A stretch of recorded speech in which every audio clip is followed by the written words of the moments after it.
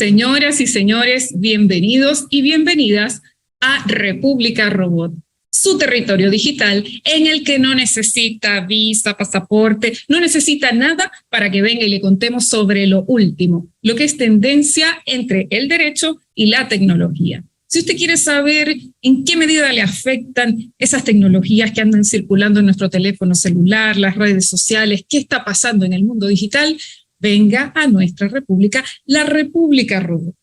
Y como no podía ser de otra forma, hoy les traemos un tema que es de esos que parece que la realidad supera la ficción.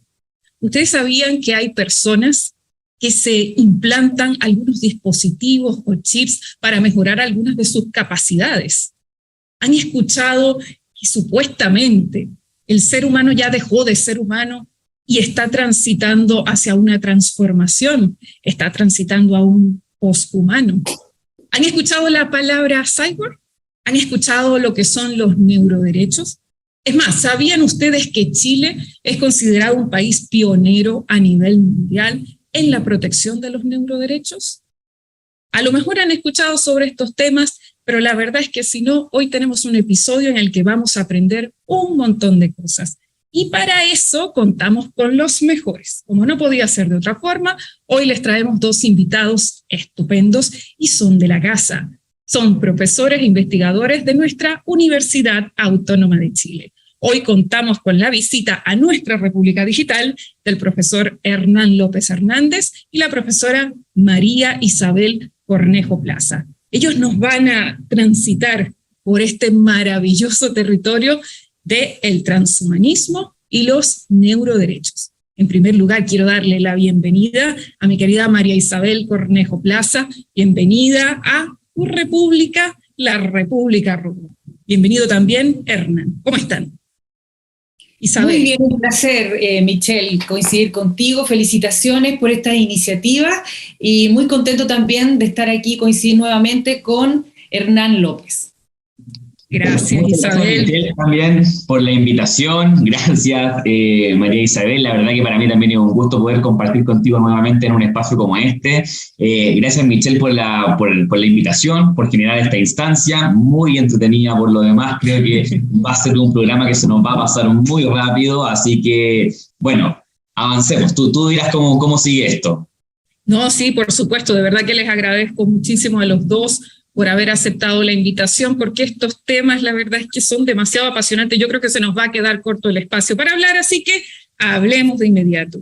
Fíjense ustedes que cuando uno empieza a estudiar sobre el mundo de la tecnología y cuando empieza a seguir ciertos temas, van apareciendo algunas frases. Y una de las que más nos ha llamado la atención tiene que ver con el transhumanismo.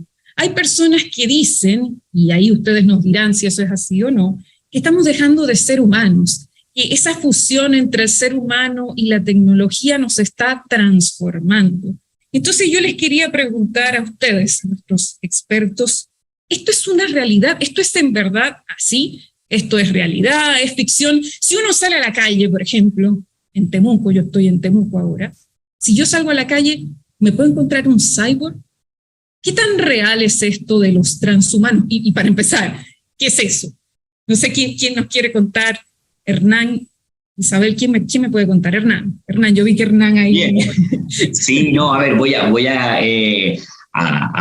partir quizás con este primer concepto acerca del transhumanismo, que es un movimiento o también conocida como una corriente cultural e intelectual que se ha desarrollado gradualmente en las últimas 2 décadas, 2 o 3 décadas es la que se comienza a hablar quizás acerca más en profundidad sobre lo que es el transhumanismo. ¿Y qué es lo que busca, qué es lo que promueve esta corriente intelectual interdisciplinaria? Lo que busca, obviamente, es comprender y evaluar todas las oportunidades que puede ofrecer el avance y desarrollo tecnológico para mejorar la condición de la especie humana, ¿ya? Eso sería como un concepto bastante genérico, global, acerca de lo que es el transhumanismo, ¿cierto? De la mano de nuevas tecnologías, de tecnologías bastante disruptivas como la ingeniería genética, las tecnologías de la información, así como también aquellas que se encuentran en desarrollo, como nanotecnología molecular, y por cierto que todas estas tecnologías ligadas a la inteligencia artificial, que viene a ser como el corolario de la evolución también propia de la tecnología y también lo que pretende ir como en ayuda y mejorar las condiciones de la especie humana en términos generales. Claro. Isabel. Sí, exactamente, eso que dice Hernán es muy cierto, y este movimiento teórico, cultural, en el fondo lo que trata de hacer es, se percata de que tal vez lo humano, ¿no es cierto?, el humanismo ha bragado, ¿no es cierto?, quizás ha fracasado evolutivamente en la historia. ¿Por qué? Porque ellos piensan, por ejemplo, el Holocausto, las guerras, seguimos combatiendo, por ejemplo, ahora tenemos la guerra de Rusia, ¿no es cierto?, que ha impactado mundialmente la economía, entre otros factores. Entonces, esa agencia humana, eso que se supone que es propio de nuestra condición, que se supone que es la conciencia, lo racional de la especie Homo sapiens, parece ser que no ha bastado. Entonces, estos movimientos consideran que la biotecnología o las tecnologías podrían ayudar a mejorar esa agencia. ¿Para qué? Para que el ser humano finalmente dé un salto cualitativo en su evolución. Porque esta evolución de la agencia es, podríamos decir, la capacidad que tiene el ser humano para tomar una decisión y hacerse responsable de esos actos. Esa agencia es un sistema, así como el sistema visual, como el sistema auditivo, pero no ha tenido lo suficiente desarrollo. Entonces, estos movimientos sostienen que a través de la tecnología se podría ayudar a mejorar, incluso moralmente, lo cual, por supuesto, está muy en discusión, ¿ya? ¿Por qué? Porque tiene elementos éticos, tiene elementos políticos y elementos jurídicos que son muy complejos de vaticinar si es que finalmente esto va a ser así o no. Piensa tú que se trata de cuestiones de escenario futuro, es como tener una discusión con un interlocutor que está en el futuro. No sabemos si ese interlocutor finalmente va a tener más facultades adaptativas para enfrentar la vida en sociedad. Y entonces, en ese sentido, no se sabe si realmente el humanismo, el transhumanismo o el poshumanismo es realmente la respuesta, ¿no? Pero fíjate, Isabel, los transhumanistas, disculpa que te interrumpa, he leído por ahí que hay algunos que postulan que tenemos la obligación, el deber moral de utilizar la tecnología para mejorarnos. Y ahí yo me pregunto, ¿y qué tenemos de mal los seres humanos, no? ¿En qué sentido se entiende este postulado de mejorar a la especie humana? ¿Tenemos que preocuparnos de algo? ¿Hay algún límite? ¿Quién pone el límite? Hernán. Yo creo que si me lo permites, como para hacer como también un punto ahí, tiene que ver con también la visión neurobiológica que se puede tener acerca del transhumanismo, ¿ya? ¿Qué es lo que busca también? Y quizás no hay algo malo per se en la humanidad, sino que también lo que se pone sobre la mesa es la posibilidad de mejorar las condiciones de vida de los humanos, ¿ya? Por ejemplo, mejorar las capacidades sensitivas, mejorar el aumento de la memoria, la aceleración de los procesos de razonamiento y la disminución, por ejemplo, del número de horas de sueño que una persona debe tener o podría tener. Entonces, tiene que ver más que nada con la posibilidad de optimizar, ¿ya?, la vida también humana, de mejorar su rendimiento. Entonces, más que el ser humano tenga cosas malas, que ahí tendríamos que irnos como, nos vamos quizá en una dimensión mucho más filosófica, porque obviamente también el ser humano sabemos que tiene varios defectos, que como Isabel también hacía el punto, o sea, el holocausto, guerras, también tiene que ver con obviamente, con emociones, sentimientos, con mal manejo también de la crisis, que obviamente los humanos también ahí nos caemos a menudo, a diario. Entonces, el transhumanismo apunta a ese lado, a mejorar nuestras capacidades y obviamente hacerlas mucho más eficientes, aprovechándonos de la tecnología, ¿ya? Como por ejemplo, voy a hacer acá un ejemplo que tendría que ver los exoesqueletos, ¿ya? Que tiene que ver con la posibilidad de que una persona se canse menos, ocupe menos su cuerpo, su capacidad física para desarrollar ciertas actividades y utilizar determinadas como armaduras que le puedan ayudar en el trabajo pesado, ¿ya? Entonces tiene que ver con de qué forma también el ser humano se facilita su vida. Y tú mencionas los exoesqueletos. Hay personas, o sea, para que la persona que no había escuchado nada sobre esto antes entienda de lo que estamos hablando, hay personas que usan de verdad los exoesqueletos, por ejemplo, que tú mencionas, o algún otro dispositivo que le permita mejorar efectivamente alguna discapacidad, alguna deficiencia, o simplemente que lo tengan por el solo hecho de tenerlo y tener alguna ventaja tecnológica, digamos, con respecto a otras personas. ¿Conocen ustedes, para que la gente en sus casas pueda buscar de qué estamos hablando y hacia dónde apuntan? Porque por una parte están las teorías que nos mencionaban muy bien, y por otra parte también estas personas que de algún modo ya están, si es que es así, utilizando algo que les permite mejorarse. Eso existe, o sea, podemos buscarlo, podemos ver algún ejemplo, además de los exoesqueletos que mencionabas, Hernán, por ejemplo. Isabel, Hernán, ¿conocen alguno? Sí, Isabel. Sí, mira, respecto a la pregunta que tú hiciste, efectivamente el ser humano tiene limitaciones. ¿Qué limitaciones? Las biológicas. Entre esas está, por cierto, la muerte. No ha podido vencer la muerte, la enfermedad y la discapacidad, ¿no es cierto? Y en ese sentido ha combatido desde siempre estas limitaciones. Ahora, la ayuda de la ciencia, de la tecnología, es como nunca antes una forma, ¿no es cierto?, de mejora que se puede utilizar, y hay distintos tipos de mejora.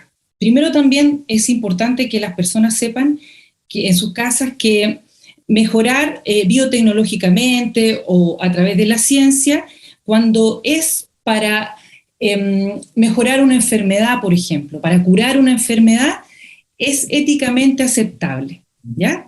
Así, por ejemplo, hay personas que utilizan dispositivos, ¿no es cierto?, prótesis, para ayudarse a un Alzheimer, para ayudarse en un Parkinson, por ejemplo, o si tiene una depresión muy fuerte, se le puede intervenir en el cerebro, etcétera, con algunas técnicas.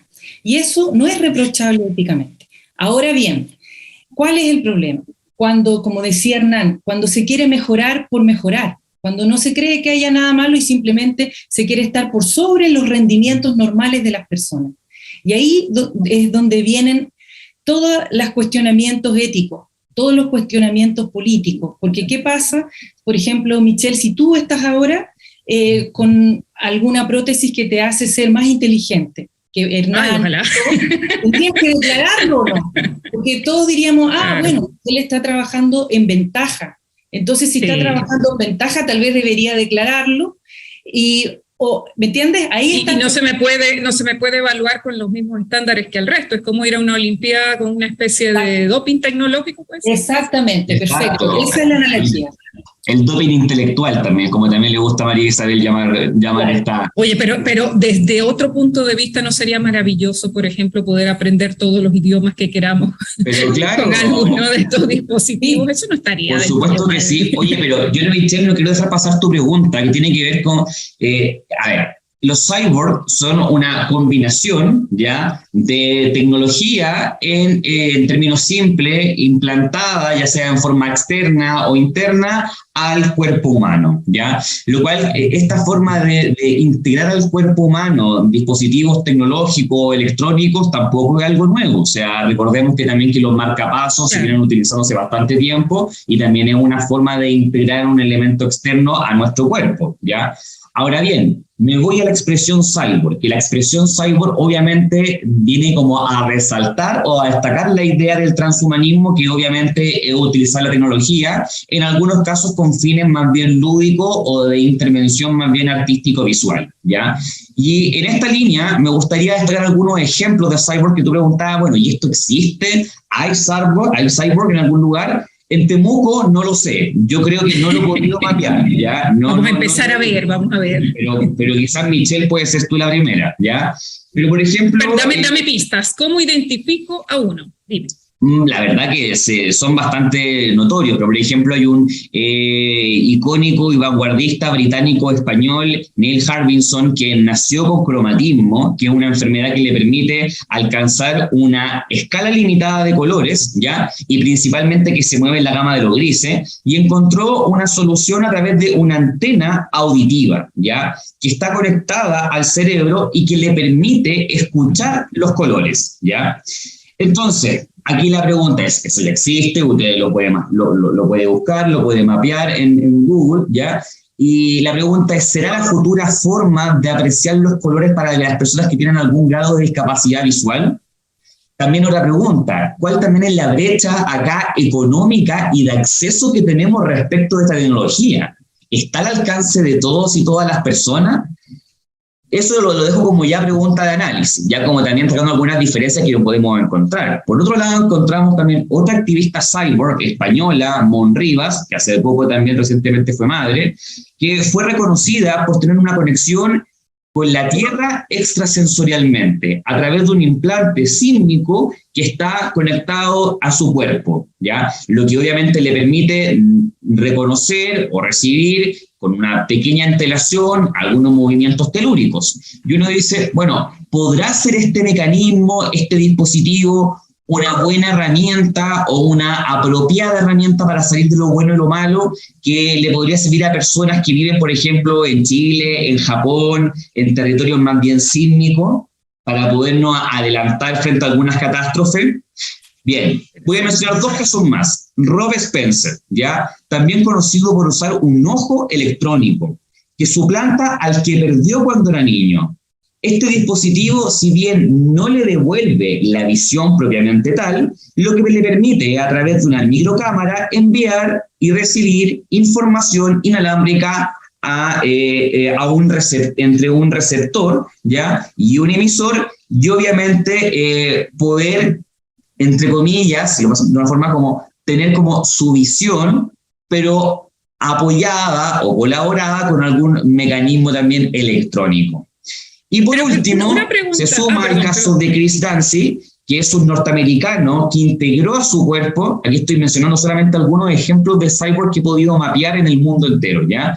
He logrado encontrar cerca de 25, pero este último me parece interesante porque tiene 11 dispositivos en el cuerpo, tales como cámaras, sensores o aparatos portátiles para monitorear y controlar su cuerpo, logrando medir la temperatura corporal, la presión sanguínea, el oxígeno, el peso, los alimentos ingeridos, la calidad del aire que respira, el volumen de su voz, la temperatura del ambiente, la humedad, la luz, el sonido, en fin. Obviamente uno dice, bueno, esta persona probablemente tiene un mayor control sobre su vida, probablemente puede tener un mayor manejo acerca de lo que le hace bien para su estado de salud o lo que le podría empeorar, ¿ya? Podría quizás ahorrarse en cierta forma una consulta médica porque va monitoreando en forma automática lo que su cuerpo va recibiendo y cómo lo va procesando, ¿ya? Lo cual también podría incidir en la esperanza de vida de esa persona.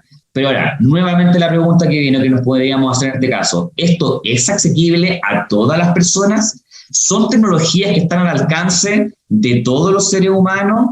Y aquí viene la pregunta quizás más compleja. ¿Qué es lo que va generando esto? Va perpetuando diferentes brechas entre humanos mejorados y humanos que no lo están. Entonces, este transhumanismo que en la línea de tiempo pretende llegar a una etapa poshumana, ¿ya? Va dejando, o lo que obviamente se colige de toda esta idea, una gran parte de la población que no va a alcanzar probablemente este desarrollo. ¿Y qué pasa con ellos? Ahí Hernán, precisamente me vino a la mente el segundo tema del que queríamos conversar, y es que cuando estuvieron en su máxima expresión, digamos, las discusiones en relación con los neuroderechos, se hablaba un poco sobre eso, ¿no? Sobre cómo garantizar que los desarrollos de las ciencias, y en este caso de las neurociencias, pudieran estar al alcance de todos, porque tú mencionabas, Hernán, una palabra muy importante, y es, uno pensaría que este ejemplo que tú nos colocas, este último ejemplo de la persona que tiene 11 dispositivos dentro de su cuerpo, que esta persona quizás podría tener un mayor control sobre su cuerpo, pero yo pienso absolutamente lo contrario. Y no sé si Isabel me apoya en esto. Yo digo, claro, pero estos dispositivos, ¿quién los hace? ¿Quién los controla?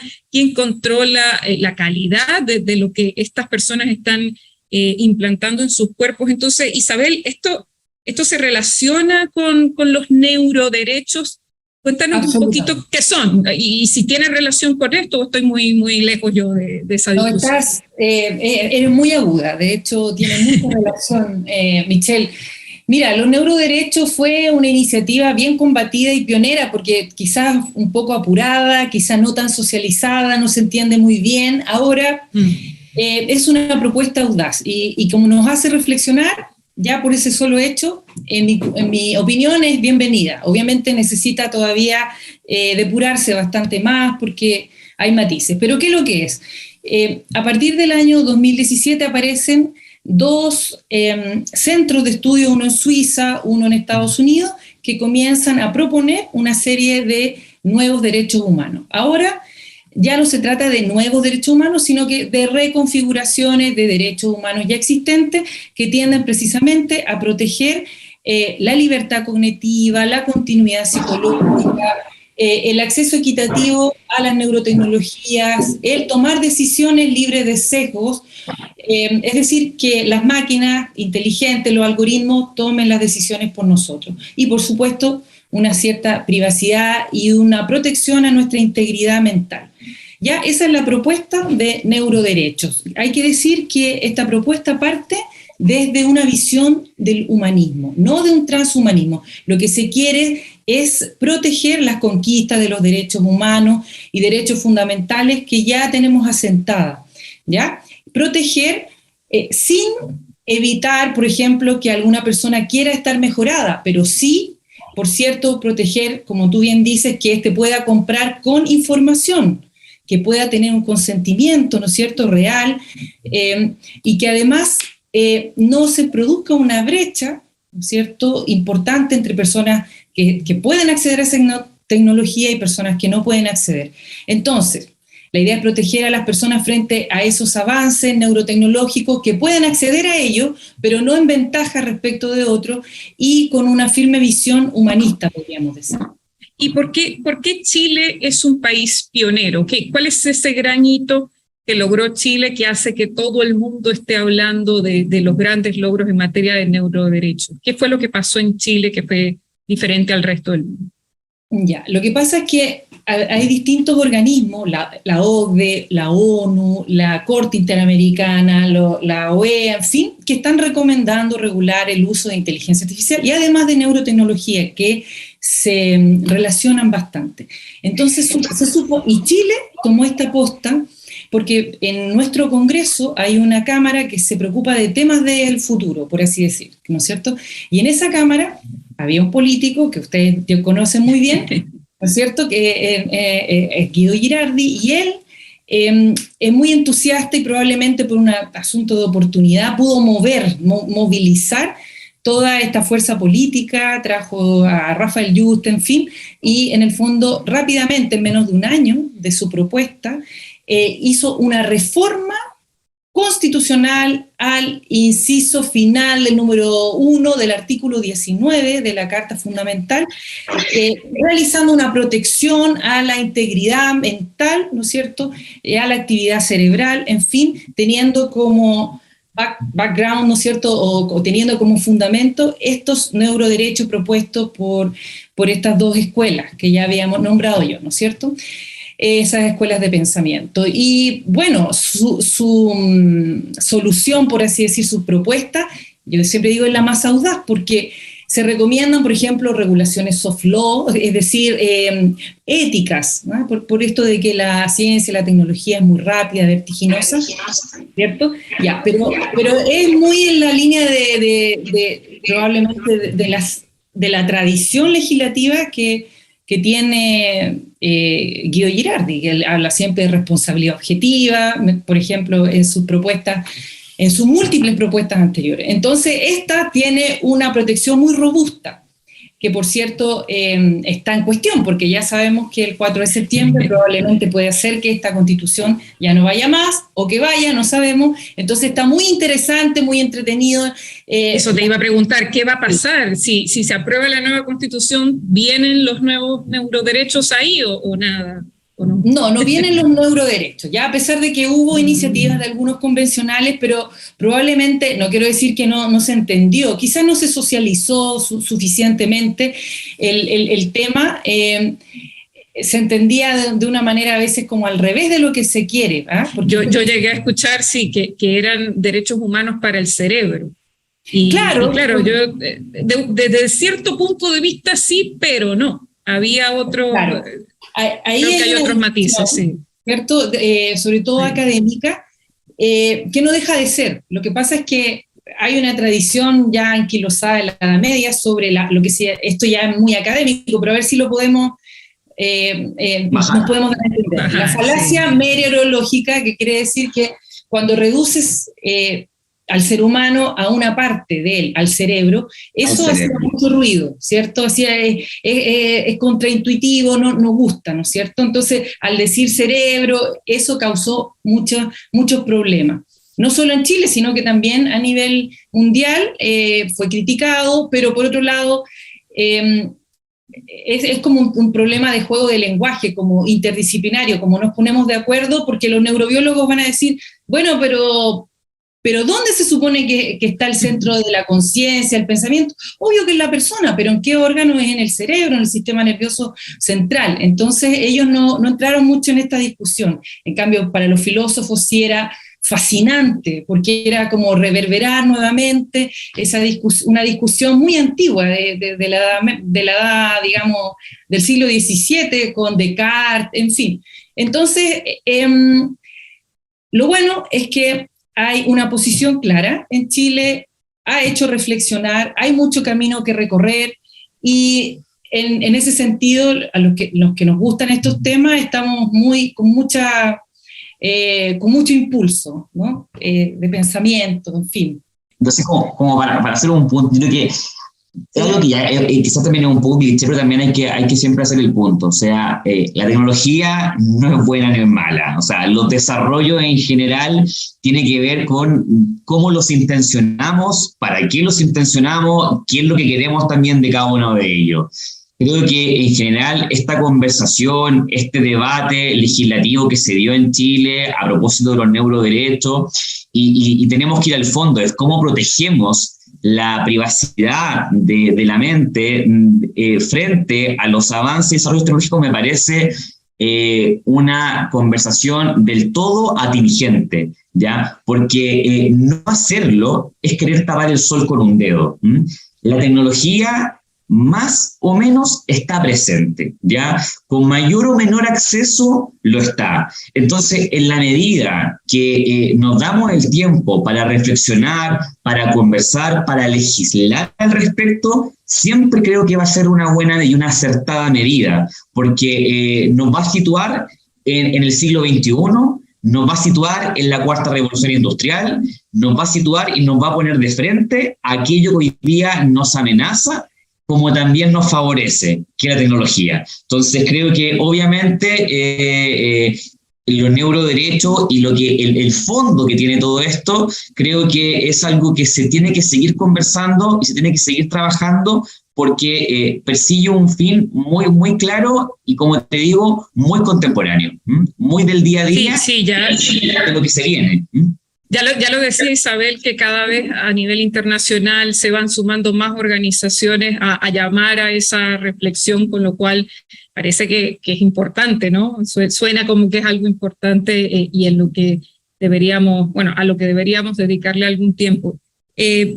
Hernán, Isabel, Se nos está acabando el tiempo, pero quisiera, antes de darles la palabra para despedirnos, que nos cuenten, bueno, para recapitular algunas ideas, un mensaje final. En esta oportunidad estábamos hablando de neuroderechos y transhumanismo, de estos temas que vinculan aspectos biológicos con aspectos tecnológicos, neurotecnologías con derecho. Entonces, hay algunas situaciones que hemos podido ver a través de los ejemplos que ustedes nos cuentan, son cosas hipotéticas, pero hay otras cosas que son actuales, son reales, son problemas del día de hoy, y por lo tanto mi pregunta, que sirva como mensaje final de despedida: ¿de qué nos tenemos que preocupar entonces los ciudadanos comunes y corrientes?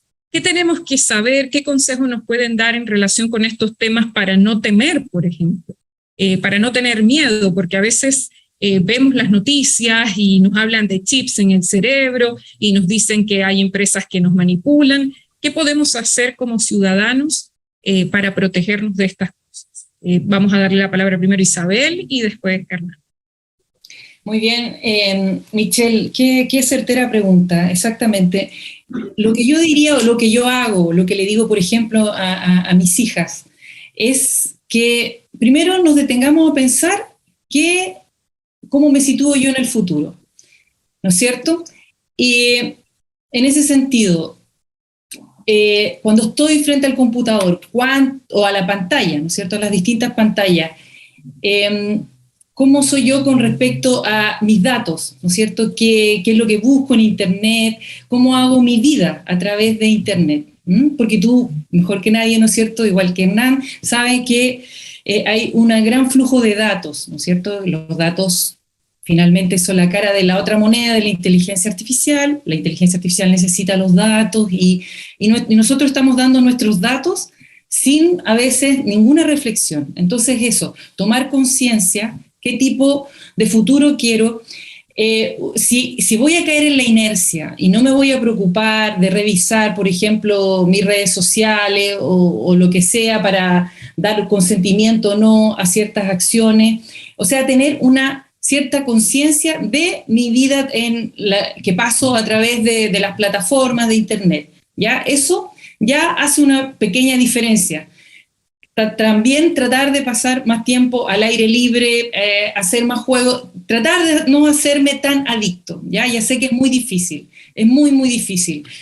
¿Por qué? Porque la adicción nos va a llevar a una inercia, una superficialidad finalmente. Hay mucho que se ha descrito sobre eso, y finalmente terminamos perdiendo nuestra propia libertad. Entonces, esa es como bien cortito. O al menos si estamos conscientes, tomamos medidas, ¿no? Sabemos cuándo poner pausa, ¿no? Exactamente, Michelle, eso sería, bien cortito y bien ahí al calle. Estupendo, Isabel, muchísimas gracias. Hernán. Bueno, a ver, a modo como ya de cierre, creo que el transhumanismo en general pone de manifiesto la posibilidad de alcanzar un nivel de suprabienestar, ¿ya? Eso es lo que sostiene esta corriente del pensamiento.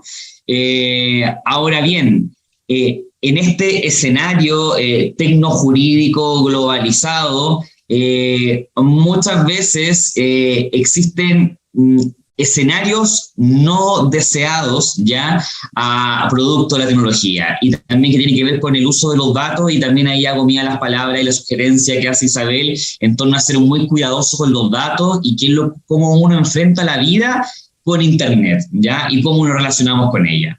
Pero también me gustaría dejar como quizás algunas preguntas como en torno a como este mejoramiento y esta posibilidad de darle un mayor bienestar a la vida humana.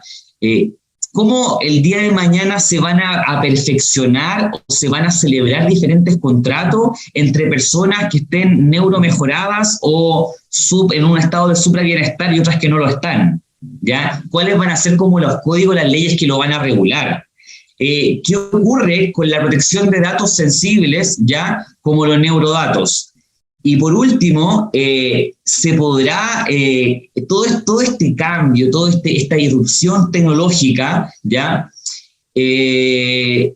trae de la mano también un peligro innato para las futuras generaciones. Entonces ahí hay un llamado también a siempre acompañar, a siempre estar de la mano de los niñas, niñas y adolescentes que están frente al computador y cómo ellos se relacionan con la tecnología. Porque creo que ahí también está la gran tarea y el gran trabajo de cada uno de nosotros. No, muchísimas gracias por sus reflexiones y por sus consejos. Yo sé que a Isabel particularmente este último tema que tú mencionas le preocupa mucho, ¿no? Cómo se está afectando. Yo he leído algunos trabajos de Isabel. Yo le digo Isabel, pero es María Isabel Cornejo Plaza. Yo le digo Isabel porque nos conocemos y sé que le preocupan estos temas porque ella ha mencionado antes, y los invito a que la busquen para que lo lean, cómo se está afectando la neuroplasticidad de nuestros niños, niñas y adolescentes por algunas tecnologías que bueno, tienen ese efecto, ¿no? Al que le interesen estos temas, lo invito, por supuesto, a leer un poco más sobre eso, aunque a mí me parece que es muy probable que como se nos quedaron muchas cosas por hacer, tengamos que volverlos a invitar. Yo no sé. Yo sé que ustedes son gente muy, muy importante y quizás vamos a tener que seguir conversando sobre estos temas porque estoy segura que a nuestros seguidores le van a surgir millones de preguntas. Bueno, les quiero agradecer nuevamente, Hernán e Isabel, por acompañarnos hoy. Sabemos que tenían una agenda bastante complicada y bueno, de verdad que esperamos verlos nuevamente. Y a ustedes, nuestros seguidores, queremos dejarlos invitados para un nuevo episodio de República Robot. Ya les dije, este es un territorio digital en donde usted no necesita ningún papeleo, no necesita visa, no necesita nada para venir a enterarse de lo que está pasando en el mundo de la tecnología y el derecho. Gracias, Isabel. Gracias, Hernán, por acompañarnos. Chao, chao. Un placer. Muchas gracias. Muy bien.